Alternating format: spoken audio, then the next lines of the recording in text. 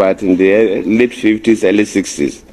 There was prediction that Nigeria and XYZ countries will be at par. I don't want to go into mentioning those names. And you normally ask yourself, why are we still where we are? This was predicted by intellectuals, not ordinary people. People who study the world and look at the world trends and predicted that Nigeria, Brazil, India, blah, blah, blah, will be this. All those countries have left us. But we are still where we are. And we Nigerians must ask ourselves one question. All right, my people, another one don't happen. Oh yes, because I tell us that on this channel, I get us informations of everything that is happening in Nigeria. So please sit back and watch this latest video. Now, in less than 48 hours ago, the 2023 presidential aspirant of Labour Party, Mr. Peter Gregory Obi, visited the former president of Nigeria, President Goodluck Jonathan. And upon that visit, something happened. Oh yes, something happened. Something strange happened. Now, there has been rumor flying around that Goodluck Jonathan is coming out for a second term of presidential candidate under Labour Party 2027 presidential election. We don't know how that is. And also, PDP in the recent days has been calling Peter Obi to come back to run as a presidential candidate under their umbrella. Well, we are yet to see that. Now, Peter Obi visited Goodluck Jonathan. And upon Goodluck Jonathan making his speech, he kept saying something. He kept talking about the unity of Nigeria. He kept telling Peter Obi, if you become the president, try to unite Nigeria. In fact, Goodluck Jonathan went as far as reminding Peter Obi that some scholars, some great men has predicted that Nigeria is going to break up. I'm going to allow you to watch the video so that you hear where he said it. Then my question is, why is Goodluck Jonathan in any of his speech about Nigeria talks about the breakup and the unity of Nigeria? Now, my other question is this. Do you think that Peter Obi is going to bring about the unity of Nigeria if eventually he wins? Do you think that he's going to bring, Nigeria? He's going to make Nigeria united. Now, let's be real. Let's be factual. Goodluck Jonathan became the president of Nigeria. And of course, we all know that man is a good man, a man with a heart of gold.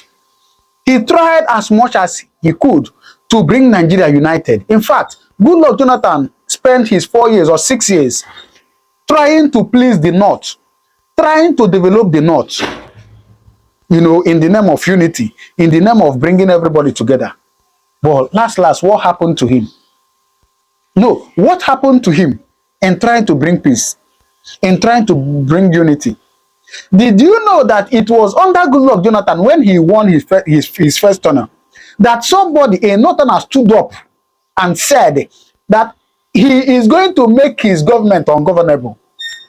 We had it now. This is not any kind of, I'm not trying to form words here.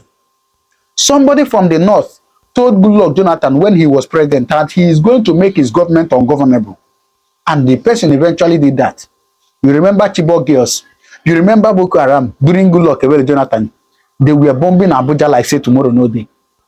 It was under Goodluck Jonathan that most leaders in Nigeria, most pastors came out and protested about fuel subsidy, about the increment of fuel price. You remember now, this one will be say it is a reality. Upon all this, Goodluck Jonathan tried as much as he could to unite Nigeria, to bring unity to Nigeria. Yet, he failed. They disappointed him. Even the people he was trying to please, the Northerners, they are great schools. They are, of course, not just great. Many schools that this man built in the North, he built roads or he constructed roads in the North in the name of unity. Yet, they disappointed him. They betrayed him. Now, he is telling Peter Obi that if he becomes the president, that he should try to unite Nigeria. Now, my question is, do you think that Peter Obi is going to unite Nigeria? Of course, we'll be here and also hear or see somebody making his government ungovernable if he eventually wins anyway, or if Nigeria still stay up to 2027 I don't know. But some people are already predicting it, that something might happen. Oh, yes. Do you think that Peter Obi is going to make Nigeria, or is going to unite Nigeria? An Igbo man. Will the Northerners agree? Will the Westerners agree? Do you think they are going to work? I'm just laughing because a lot of things is coming in my head now, and not everything we say on camera. But you watching this, I want you to do well to answer the question. Do you think that Peter Obi is going to unite Nigeria if he eventually becomes the president? Do you think so? Now, I'm going to allow you to watch what Goodluck Jonathan said. And after that, I'm still going to show you some other videos that Goodluck Jonathan made talking about the unity of Nigeria. Unite Nigeria. He went as far as saying that in a country where there is no unity, there is no progress. In other words, there has not been unity in Nigeria for the past 60, 70 years. So Nigeria, you wonder why Nigeria is not making progress. There's no unity. The people are not united. And what's come to worse, the leaders are also dividing the people through religious means, through political means, and in all the ways they can. And here we are, talking about unity. Nigeria will be united. When? Who will make that? Please do well to drop your comment on the comment section what you think. But then, let me allow you to hear what Goodluck Jonathan said. And then after watching it, if this is your first time coming across my channel, please do well to subscribe, because on this channel, I get you information of everything that is happening in Nigeria. And here, as we talk, we show you. Let me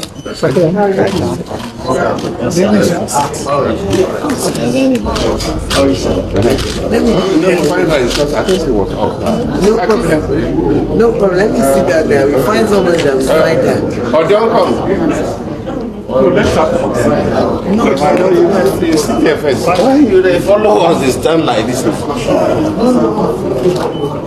His Excellency, my younger brother, Peter Obi, and the presidential candidate of the Labour Party, the national chairman of Labour Party, the director general of the campaign organization, and other senior members of the team.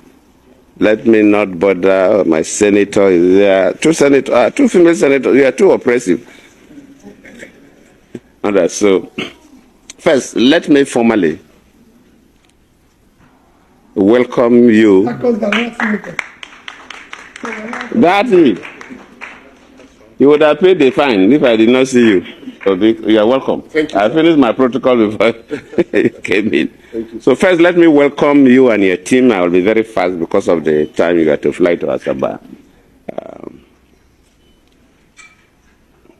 And to thank you for finding time to come and pay the courtesy call on me, because I know the presidential candidates that will come to Inago anytime that I'm here will want to come and pay this respect.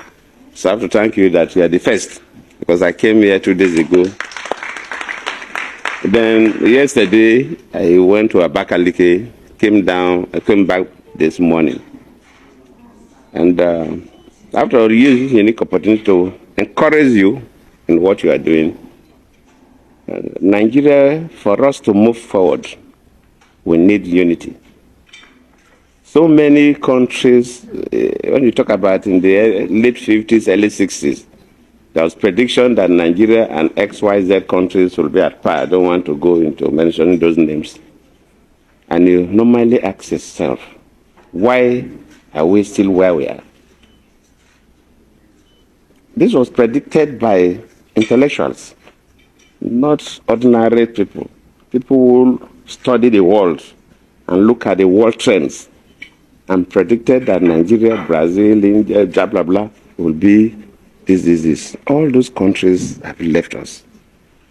But we are still where we are. And we Nigerians must ask ourselves one question. Why have we not been able to move with others?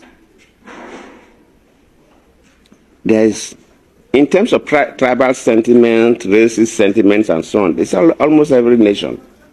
But the degree we have in Nigeria is very debilitating. is what is pushing us backward. We have a country that we don't believe we belong into that country.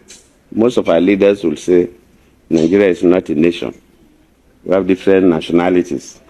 It's a geographical expression, all kinds of terms. And I believe that the young people especially, if we must move forward, we must leave those sentiments aside. Every nation, every country, they have their own history. A Nigerian must see himself as a Nigerian. And we must see ourselves as one. And if I am the president, if the best person to hold a particular office is either from Enugu or from Ibadan or from Sokoto or from Yenagua or from Calabar, it doesn't matter. And until we get to that point, as a nation, we cannot move anywhere. We'll be putting square pegs in round holes and round pegs in square holes because of religious sentiments, tongue sentiments, tribal sentiments. And I believe that this message, in fact, I have for every presidential candidate that will see me, is that if by divine providence you win the election, your first responsibility is to unite Nigeria. Without unity, we cannot solve our security problems. Without unity, we cannot solve our economic problems. So if you unite Nigeria, that is the beginning of a new Nigeria. And a revolution, development or otherwise, that will take place. I've been listening to comments from, of course, the political leaderships, and sometimes even our supporters do more damage than on our behalf. And I must commend you because your utterances so far have not shown any division. I must commend you on that. And just keep doing what is right, because you are to be, if you win, you'll be a president for the whole nation. You will not be a president for any group of people. But I must commend the Labour Party, the utterances. Though sometimes people complain about the media, social media supporters. But to you, nobody has made any negative reference about your vision for this country. So, my brothers, my sisters, thank you for coming. Maybe we'll have time for more elaborate conversation, but on behalf of my family, thank you sincerely for coming to pay us this courtesy call. It's a big honor, because you don't really need to come and see me. I'm just one individual. But you've now come to greet me. Of course, Peter Obi is my younger brother, and he's been quite, he's a friend, a younger friend. He showed that clearly. I don't want to go too much. Otherwise, they say, no, I've adopted and I've endorsed. Those are the stories that go on. But he's a good man. I can say that he's a good man. Thank you. So thank you. Daddy, sir, you're also a good man. Oh. Thank you, sir. Yeah? And I know you before today. Thank you, sir. So I know you're a good man. Thank you, sir. So, thank you. Thank you. But there was no commander-in-chief. What is the second responsibility of the president of Nigeria, besides being the executive head of the country? And there's nothing like acting commander-in-chief. Either you're a commander-in-chief or not. But when you become an acting president, you are at the same time a commander-in-chief. So that was lacking, and no country allows that gap. A country like America, they don't allow that gap at all. Yes. If American president wants to, even if it's a Whitlow, that he require anesthesia, that he will be off for 5 minutes, he will hand over to the vice president. Yes. Before that procedure, immediately he regained consciousness to take over. But we stayed for some time, and that led to what they call the Doctrine of necessity. When the National Assembly felt that the country was in a situation where it was not expected. They now have to initiate this doctrine of necessity, and they now made me to act as a president without a letter from Eradua. So the country was tense. And under this North-South divide, Christian-Muslim divide, it was really tense. And every day I was hearing about coup. I remember one day, I will not mention the names of some of my friends, came to look, Vice President, that time I was not even acting. They have not even moved the doctrine of necessity. I was still the Vice President. No, you don't have to sleep here. You have to come and sleep in my guest house, and so on. I said, no, I will stay in the State House. If anybody wants to kill me, it's better you kill me in the State House, so the Nigerians will know that they assassinated me in the State House. They know I have not committed any offense. If I decided to go and stay in a guest house, and whenever I'm going, scared people would know. And if people go and kill me there, they will now say Indian girls brought apple to kill me. And I wouldn't want those kind of stories. But if they assassinate, it's better that I die here in the State House than being assassinated outside the State House, because all kinds of stories will come up. So that was how tense it was. And to me, I was not bothered. Really, I was not bothered. And I was very calm. But that was the scenario. The level of interference by the Obama's government was very overwhelming. It's not as if I couldn't have won the election even with that. But if by my own thinking and also the way some other people look at it, they go outside the normal diplomatic relationship, then it should be mentioned.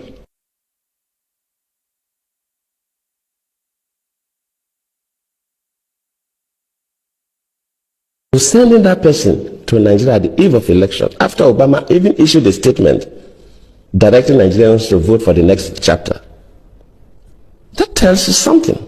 And we should not sweep these things under the carpet. If a foreign country, whether African country or even America or any other country, interferes with our own elections, we should mention it.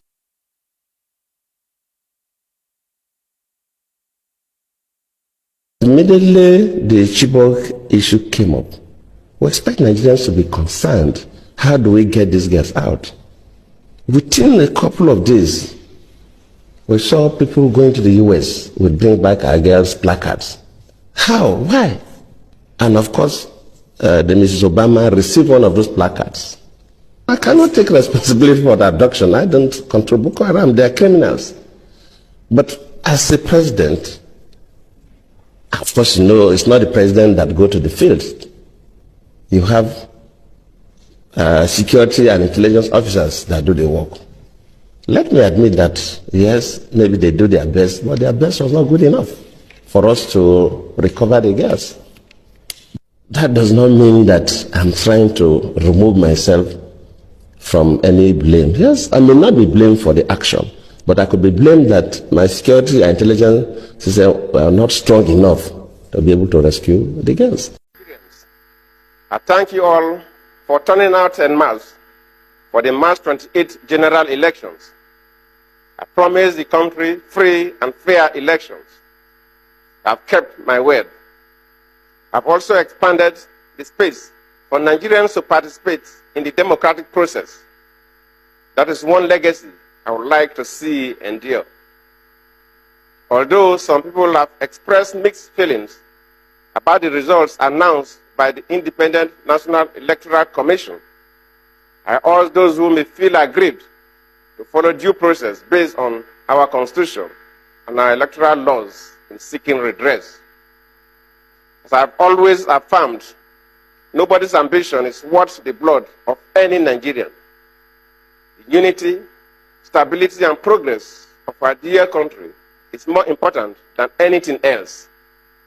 I congratulate all Nigerians for successfully going through the process of the March 28th general election with the commendable enthusiasm and commitment that was demonstrated nationwide. I also commend the security services for their role in ensuring that the elections were mostly peaceful and violence-free. To my colleagues in the People's Democratic Party, I thank you for your support.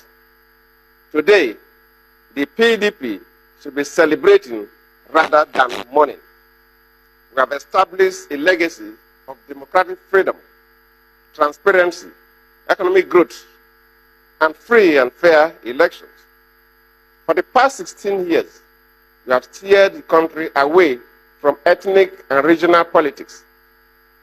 We created a pan-Nigerian political party and brought home to our people the realities of economic development and social transformation.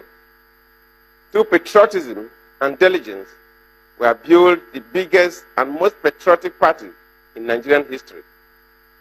We must stand together as a party and look to the future with renewed optimism.